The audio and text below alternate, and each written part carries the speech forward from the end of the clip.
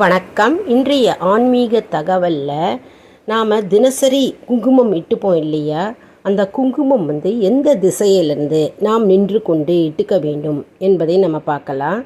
அதாவது திருமணம் ஆகிய பெண்கள் குங்குமம் நெற்றியில் வைக்கும் பொழுது கிழக்கு திசையை நோக்கி நின்று நாம் நெற்றியில் இரு புருவங்களுக்கு நடுவில் குங்குமம் வைத்து கொள்ள வேண்டும்.